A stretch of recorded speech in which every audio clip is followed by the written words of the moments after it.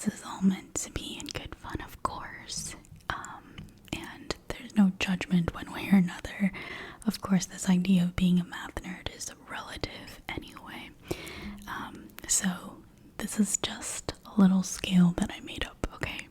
So I'm convinced that I can determine how much of a math nerd you really are based on your answer to one very simple question. Now, that's not to say it's easy, but it's a simple question. It's yes or no. And also, I want to know your reasoning or your explanation, maybe a proof to why you're answering why you're answering the way that you do. It's a yes or no question. So, as to why. Okay. So, I'll ask it and then we'll break down some possible answers. Of course, there are ones not on the scale, but here's just a few examples, okay? Okay, so the question is, does 0.9999999 repeating nines infinitely equal 1? Okay, just like that. And this line or this bar over the 9 just means repeating infinitely. So does 0.9 repeating equal 1? Yes or no? And then also, what's the first thing that comes to mind in answering or explaining why you think it's yes or no? So I'll give you a minute to think about it. If you want, you can pause the video and kind of come up with your answer to this. You don't have to, of course. I suppose in a way, if you choose to actually pause and think about this question, to some extent you are a math nerd. But yeah, feel free. I'm just going to move into some possible answers and how my scale works here, okay? Let's start with the no's. So these are the people that say no, for sure 0.9 repeating does not equal 1, or no, it doesn't necessarily have to equal 1. So let's say you say no, 0.9 repeating does not equal 1. And my reasoning is duh, like just duh. 0.9 repeating is the same as 0.9999999. And I understand that there are infinitely many 9s, but 0 does not equal 1, 9 is not 1. Duh, how can they be literally equal, the same? I actually very much respect this reasoning. In fact, you're probably the most normal person here on my scale. You're probably not a math nerd, is my guess, because this isn't really like a math-based explanation. You're probably just looking at the digits or just the basics of numbers without much meaning, like as an actual language. So my guess is you're not a math nerd. You are very normal though, and a cutie patootie for sure. So you're not looking at the idea of 0.9 repeating as like a mathematical concept. Okay, so next, perhaps a subclass of this first type of non-math nerd might say something like this. Absolutely not. How can 0.9 repeating be equal to 1? 1 is 1, duh, but this other side is 0.999999999999999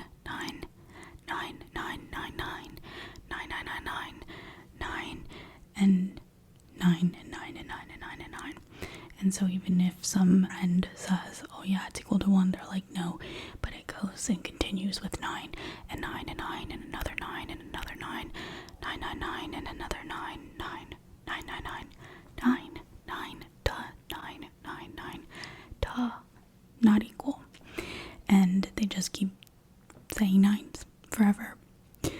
Well, so again, most likely you're not a math nerd, I would say. You might be a contrarian.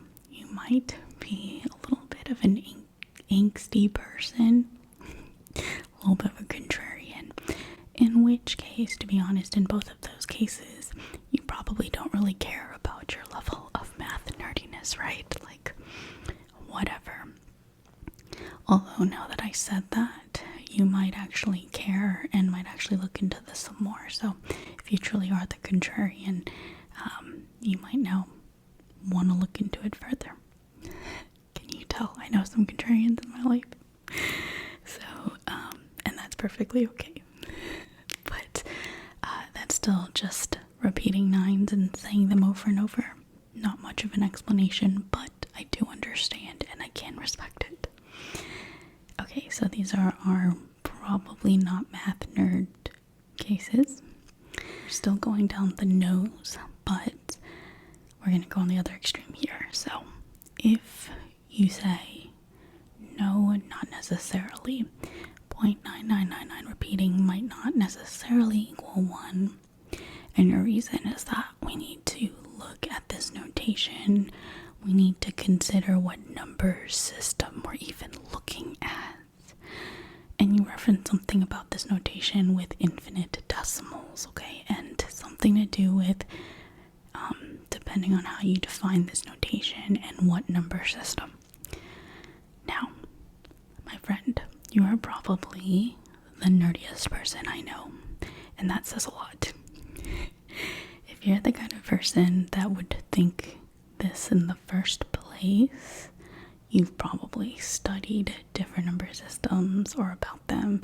You've probably studied the real numbers, of course, and algebras, and just basically looked into all these other proofs for the yes side and poked holes through them. You're probably just debating this notation. Your level of nerdiness probably approaches infinity, to be honest, and this is probably on the other side of my scale here, okay? And that's very interesting to me because most people, I think, who consider themselves to be quote-unquote math people, which is interesting in and of itself, but they would probably say, yes, for sure, 0.9 repeating equals 1. So I wouldn't count this person out, though, because technically they might not be wrong. You have to consider what assumptions you're making. So I think that's interesting, because I think most math people would be like, anyone who thinks this is not true is not even a math person. So to me, that is like level approaching infinity. Okay, so we have kind of two extremes here on the no side, but now we're going to look at the yes. So these are the people who might say, yes, I agree, 0.9 repeating is equal to 1. But now we're going to look at the different levels of math nerdiness based on the explanations. So for level 2 math nerd, and I say yes, probably already puts you into a math nerd of some sort, because you have to be considering the math interpretation of this to begin with. So for level 2, perhaps you learned in elementary school or are in elementary school. We're not assuming anything here, but maybe at some point in your life you learned that 1/3 is 1 divided by 3, which is 0.33333 repeating. And so then you might say, well, 1 is equal to 3 times 1/3, or 3/3. So 3 times 0.33333 repeating is 0.99999 repeating. And then that's it. You'll say, okay, well, 1 equals 3 times 1/3, which equals 0.9999. So that's perfectly fine. So this is all based on arithmetic. Maybe a fact that you learned a long time ago. If you type in 1 divided by 3 on a calculator, you'll get 0.3333. It doesn't show you it infinitely, of course, but you would get the idea. Maybe you just learned that fact before. So that would be a level 2 math nerd in my mind. You understand fractions, you understand multiplication, basic decimal work here, and you remembered that fact. So that would be a level 2 math nerd. Now let's move to a level 5 math nerd on my little scale. Now, I would say this is the most common quote-unquote proof using algebra, okay? And I will kind of write it out, or just the basic logic here. And just to give an idea, you might have seen something like this, but you might say, okay, I'm going to let x equal 0.9 repeating, so 0.9999. If I multiply 10x, I get 9.99999, so I move the decimal point to the right over 1. I can break the 9.9999 into 9 plus 0.99999, and then that 0.999 part is x, so you have 10x equals 9 plus x. I'm doing this off the top of my head, but I will overlay a written part of this. But basically, then you do a little bit of algebra and you get 9x equals 9, and then you would get x equals 1. So x was equal to 0.9999 because we let it be that originally, and then we get that x equals 1, so 1 must equal 0.9999. So the reason I can do that off the top of my head is because it's just so popular. You know, I learned this in middle school. It's something that you hear over and over and over again in the school system if you go through that or run through it. And so you probably saw it a lot in high school again also, and it's just a common technique. Now, the reason I say this is only a level 5 math nerd-ish is because, yes, it involves algebra. So, of course, you have to be at least interested in math to kind of remember this trick or play around with it or kind of use this as a proof, right? It's algebra, so you have to understand it. It's a little more complicated than arithmetic, and you do have to do some steps here. It looks very fancy when you first hear about it. Now, the reason I only give it about level 5 for math nerdiness, though, is because it's not actually mathematically rigorous, quote-unquote rigorous. And that's not to say there's anything wrong with it, and I don't mean like, oh, it's easy level-wise. I mean actually conceptually. You make some assumptions here that are not necessarily true.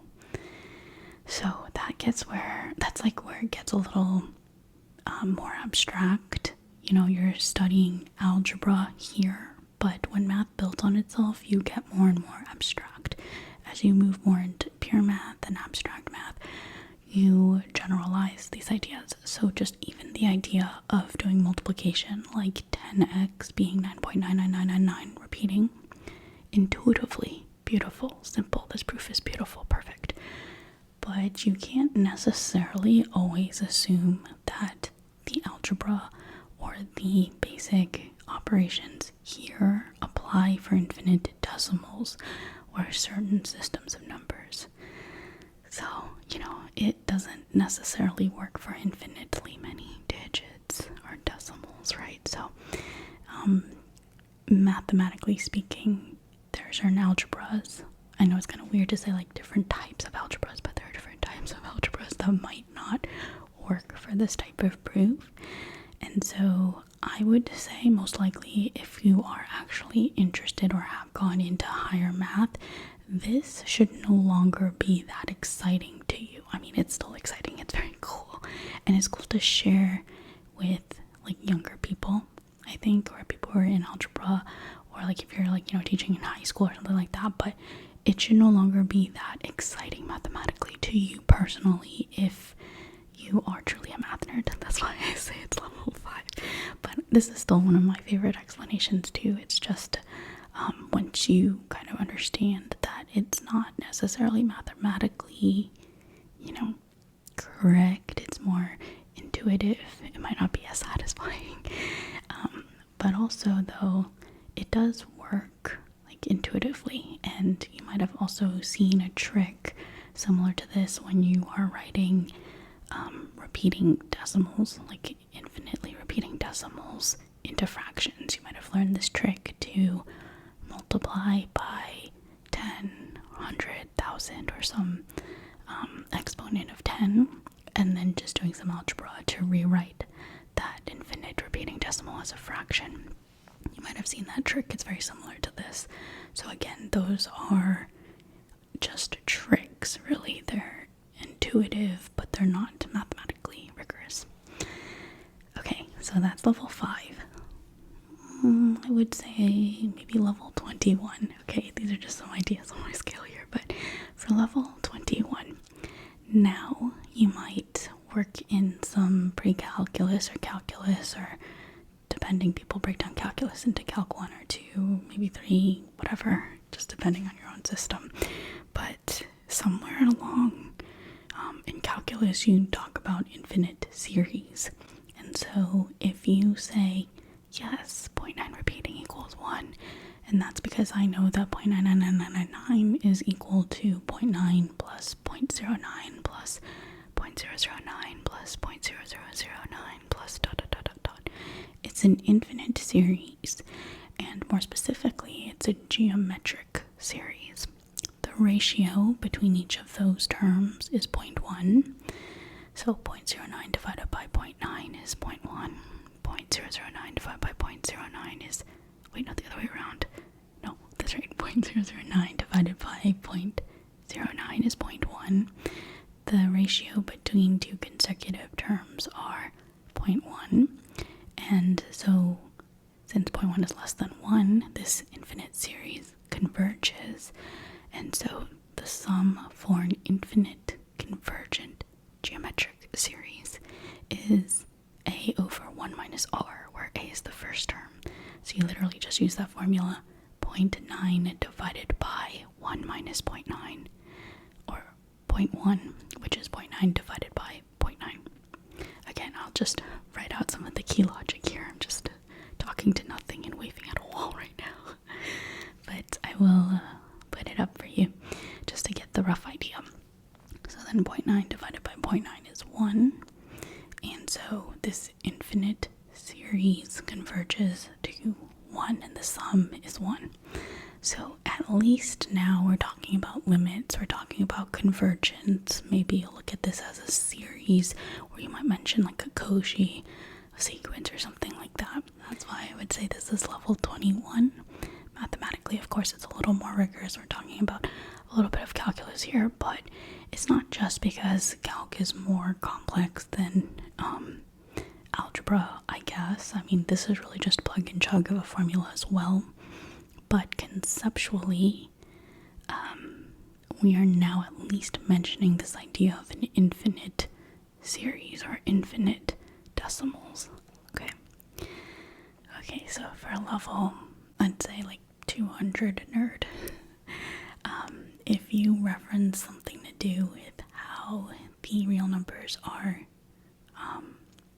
structured, something to do with the properties of the set of real numbers, besides the fact that it's just any number that's not complex, and you go into it a little bit further, maybe mentioning the idea of a dense set or the Archimedean property or something like that, even though that's not always true in general. But if you mention something to do with this and use the idea of perhaps a proof by contradiction and say if 0.9 repeating does not equal 1, then there's going to be some x between 0.9 repeating and 1, and maybe you'll do it by contradiction, or maybe you'll just do it directly by using less than or equal to on either side.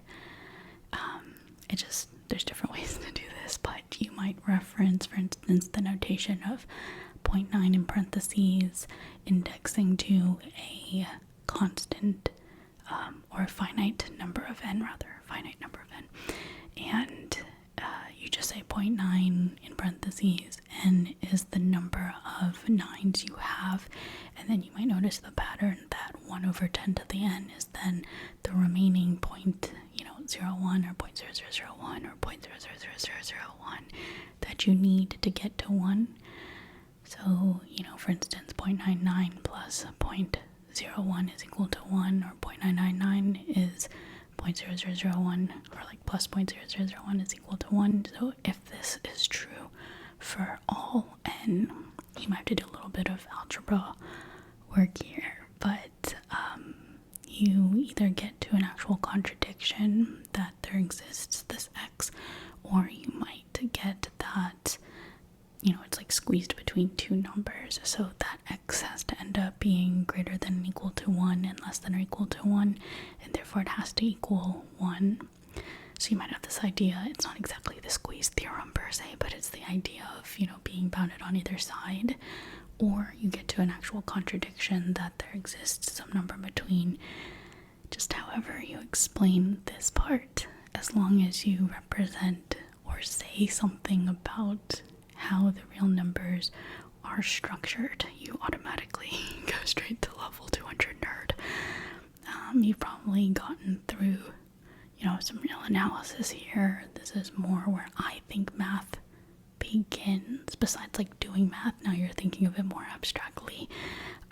So math nerd 200.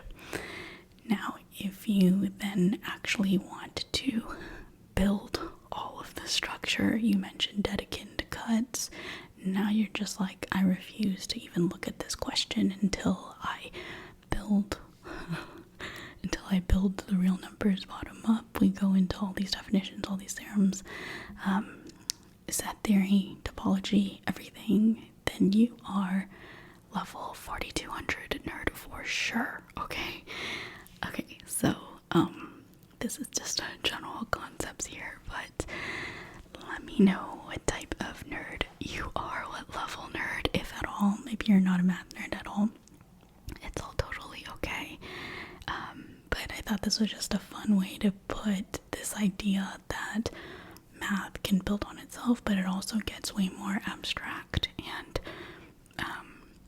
I feel like, along the lines of what came up when I said, like, I feel like math people don't always spend all their time claiming they're math people. There's just so much to learn and study and consider. It kind of makes you think of things completely differently. So I never claim to know it all at all, but it's fun to know just how much you can go into. So yes, that's definitely good fun. Okay, and so that's all of the different levels on my scale here for now. Those are just some examples. Of course, there are other ways to prove this or just other ideas, but these are kind of good examples in my mind that kind of span a lot of different levels of math nerdiness. And now you might be wondering, well, what about the levels in between, or how do I get farther than level 4200? Well, my friend, if you are wondering this, you are probably a huge math nerd. Because non-math nerds wouldn't even care. They probably already have clicked off this video. So if you're here, you're probably a huge math nerd. Now, the velocity and acceleration of growth remains to be seen. But yeah, if you are wondering what the scale and the rest of the scale looks like, you're probably one of them. So anyway, I hope that you enjoyed this. Like I said, this was all in good fun.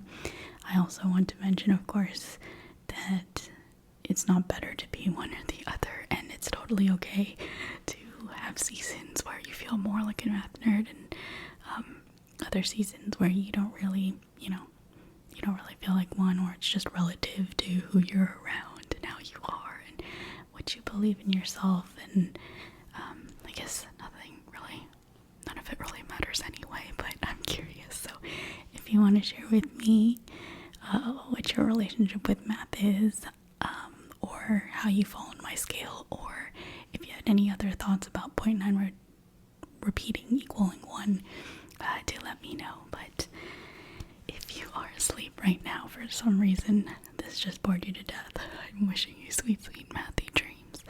If you're going to continue on with the rest of your day, I do hope it's a good one. Take good care, math nerd, okay? I'll see you around for more math and ASMR and math.